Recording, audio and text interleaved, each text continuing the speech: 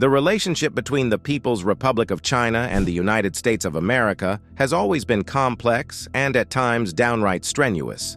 Since its establishment and the retreat of its government to the political status of Taiwan in 1949, ties between the two countries have been largely complicated and occasionally quite tense. Both countries have experienced periods of both tension and cooperation over issues including trade, climate, territorial disputes in the South China Sea, and more recently, the persecution of Uyghurs in Xinjiang. These have all been enduring issues in the U.S.-China relationship since the normalization of relations in the 1970s. Why would two powerful countries, who are deeply entwined and known for their strong economic links, engage in a comprehensive contest for the world's dominant great power, oversetting the global rules of the game? In today's video, we will discuss the current alliance battle between the U.S. and China. Let's dive in. Tensions between the U.S. and China have created significant difficulties in recent years, particularly with regard to defense and economic matters. China is one of the U.S.'s main commercial partners, but it also strengthens its military, which presents difficulties for the U.S. military. The Treaty of Wanghia, signed in 1845, was one of the earliest significant agreements between the governments of the United States and China.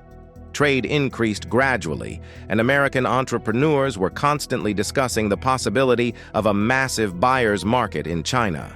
In 1900, Washington dispatched troops to put an end to the anti-imperialist Boxer Rebellion, joining forces with the European and Japanese imperial powers.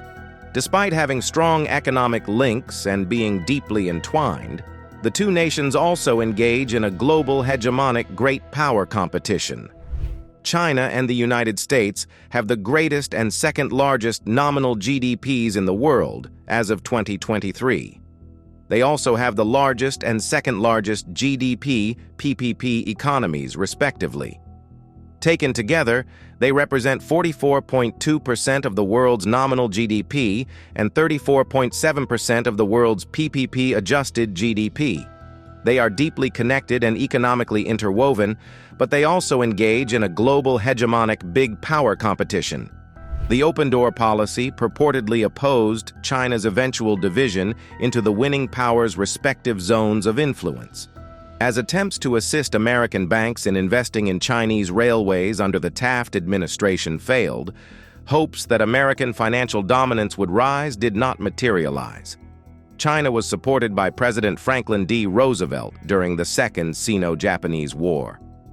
After the Americans entered the war against Japan in 1941, they formed an alliance with the Republic of China, ROC, which was the cause of the Chinese Civil War's pause. The ROC and the Chinese Communist Party, CCP, formed a single front against the Japanese.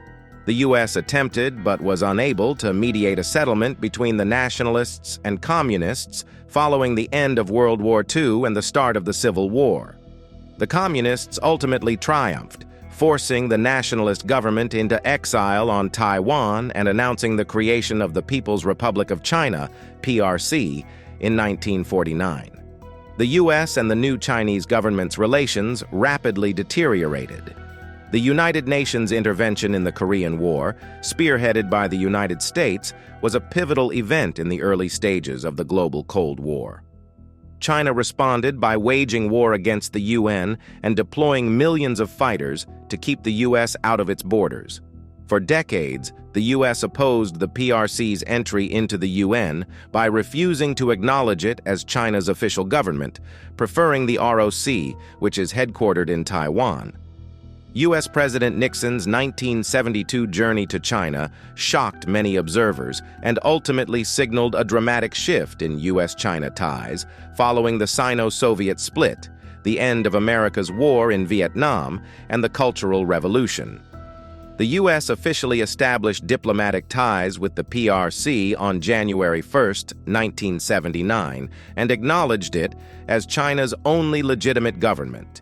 It did not, however, stop providing military assistance to the ROC in Taiwan, operating under the Taiwan Relations Act, and this matter remains a major source of disagreement between the two nations to this day. Every U.S. president since Nixon has toured China, except Jimmy Carter. The Obama administration signed a record number of bilateral agreements with China, particularly regarding climate change, even as its East Asian pivot strategy strained relations. The advent of the Xi administration would prefigure a sharp downturn in these relations, which was then further entrenched upon the election of President Donald Trump, who had promised a combative stance towards China as a part of his campaign, which began to be implemented upon his taking office. Issues included China's militarization of the South China Sea, alleged manipulation of the Chinese currency, and Chinese espionage in the United States. The Trump administration labeled China a strategic competitor in 2017. In January 2018, Trump launched a trade war with China, which the Chinese characterized as part of the unjustified containment strategy begun by the American pivot towards East Asia and the Asia-Pacific. The United States government banned American companies from selling equipment to various Chinese companies linked to human rights abuses in Xinjiang, among them Chinese technology conglomerates Huawei and ZTE.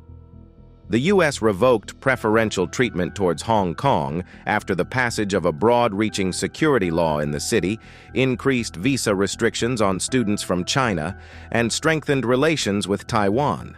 In response, China adopted a so-called wolf warrior diplomacy, countering American accusations of human rights abuses. By early 2018, various geopolitical observers had begun to speak of a new Cold War between the two powers. On the last day of the Trump administration in January 2021, the U.S. officially recognized the Chinese government's treatment of the Uyghurs in Xinjiang as genocide. Following the election of Joe Biden in the 2020 United States presidential election, tensions between the two countries have continued to be strained. Biden prioritized competing with China as a priority in his foreign policy. His administration imposed large-scale restrictions on the sale of semiconductor technology to China, boosted regional alliances against China, and expanded support for Taiwan.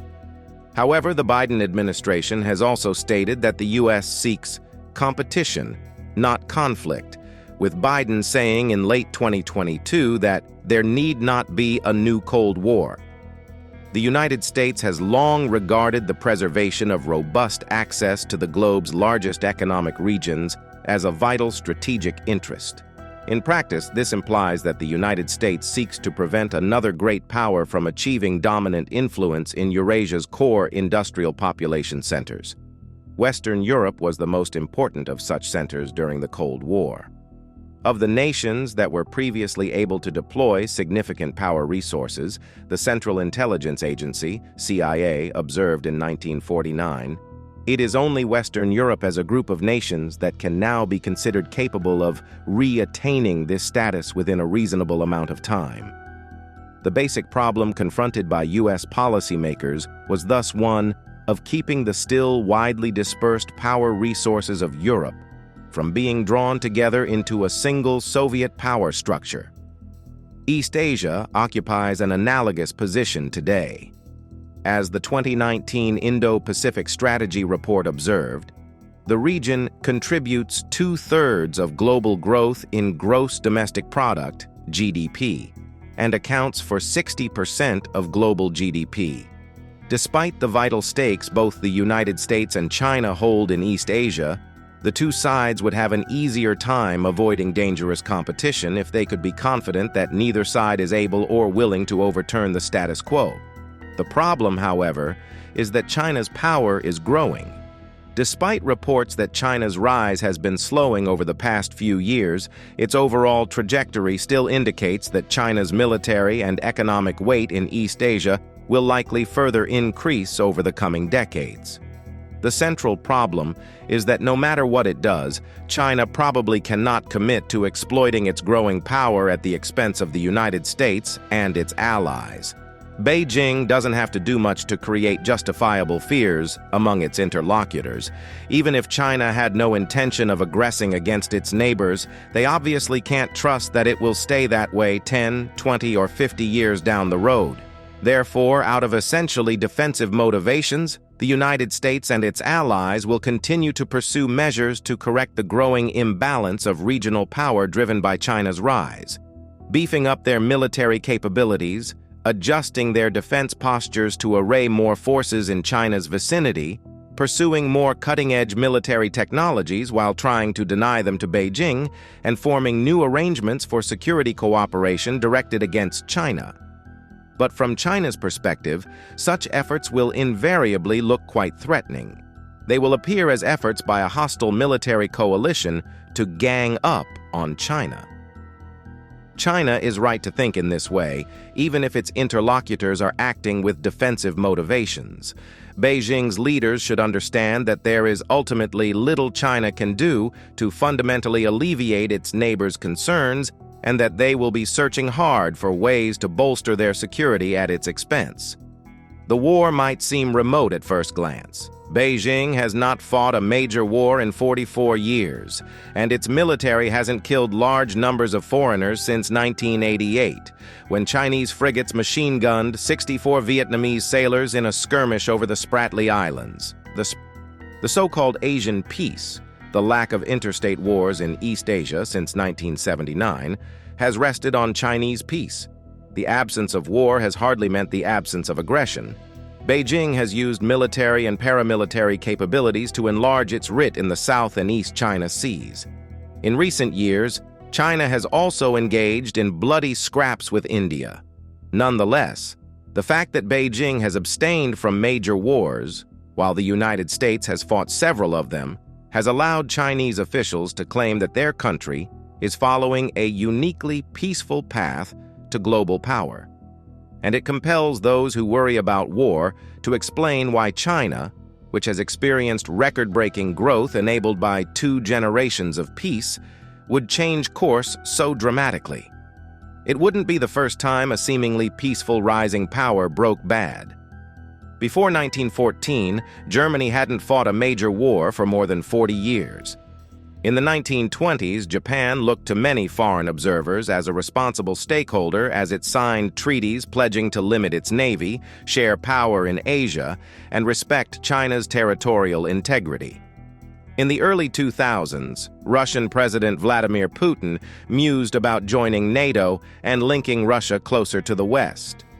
The fact that each of these nations nonetheless launched barbaric wars of conquest underscores a basic truth. Things change.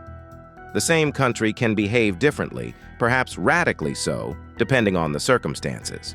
Outro. The simple fact that neither the United States nor China can afford to give each other a complete free hand over East Asia is a good first step to understanding why we should expect to see considerable competition in the region over the coming decades. If you enjoyed this video and would like to see more videos like this, kindly hit the like and subscribe button. Don't forget to turn on the notification bell to be notified when we upload new videos. Thank you for watching.